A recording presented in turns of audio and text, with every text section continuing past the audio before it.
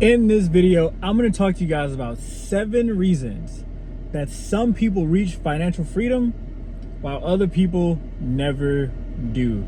Let's jump straight into the video. Number 1, financial free people understand the difference between assets and liabilities, right? Financially free people buy things that pay them back. Rental property, stocks, businesses, intellectual property. Every dollar is put to work like an employee, and the goal of every dollar that's spent is to bring back $2 more, right? That's how you have to think about it. While those who don't create financial freedom buy things that cost them more over time. Bad debt, finance cars, designer brands, or bigger houses than they actually need, right? These items bleed money through payments, maintenance, and depreciation. If you confuse a liability for an asset, you'll never escape the treadmill. Number 2, they play the long game. Financially free people think in 5 to 20 year horizons. What does life look like 5 to 20 years from now? Are you doing that thing that you want to be doing then, right?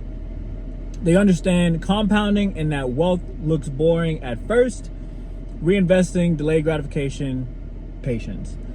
Those who don't create financial freedom look for this month's win with crypto flips, lottery tickets, side hustles that collapse after hype, etc., etc., etc., etc. They burn out because they never give compounding a chance, right? Impatience is the biggest wealth killer. Whew, ain't that the truth? Number 3, they prioritize learning over entertainment.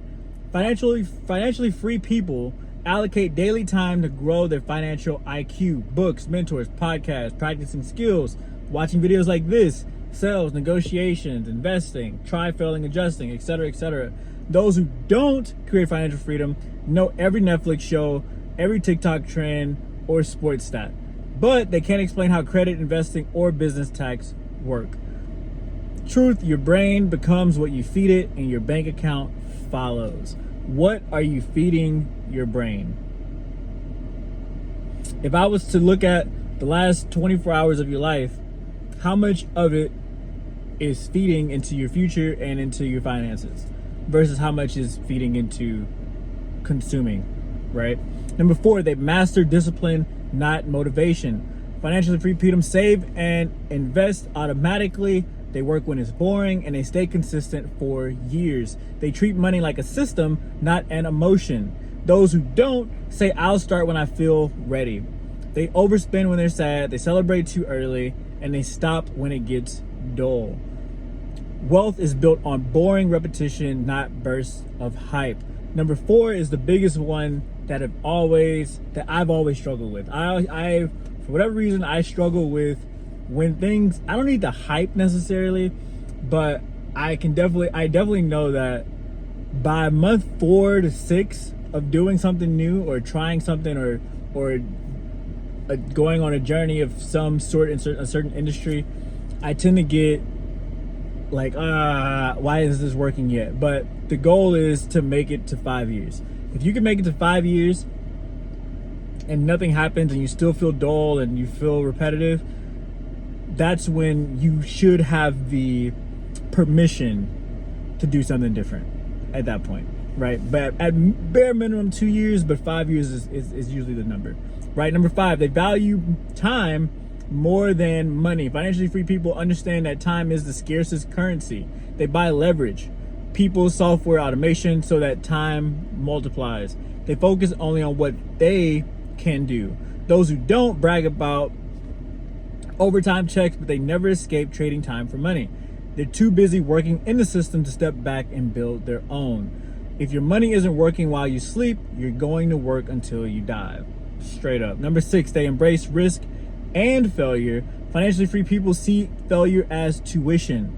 They try businesses, investments, and ideas knowing that some will flop, but the lessons compound into future wins. You got to go through the J curve. You got to go through the things that suck, that you don't want to do, through all the boring repetition, through all the failure, in order to get to a point where those things were stepping stones. So now the stepping stones now They are wins, and you're trying to get bigger wins, not just the same wins, right? Those who don't avoid risk, stick to the safe job, and mock others for trying. Ironically, playing safe is the riskiest move. Inflation and layoffs destroy them every single time. If you're not failing, you're not playing at the level wealth requires. And last but not least, number 7, they create multiple streams of income. Financially free people build layers, business profits, dividends, real estate, royalties, side investments. When one dips, other carries them. Now, again, I say this in a lot of my videos. The goal isn't now to see this video and go, I'm gonna go create 9 different streams of income. Stop. If you're just working a job and you have no side incomes and you have none of that stuff, go build one and then replace your job. When you replace your job, then you go and find passive income streams. Stocks, real estate. You can even do crypto if you want to, long term, right? That's when you go find other things that you can build passively, right? The goal isn't to just be busy all the time. Those who don't create financial freedom rely 100% on one paycheck, one firing, one recession, or one health issue, and they're back to zero. Freedom comes when you know single source. Freedom comes when no single source of income owns you. And that right there is 7 reasons why some people reach financial freedom and others don't.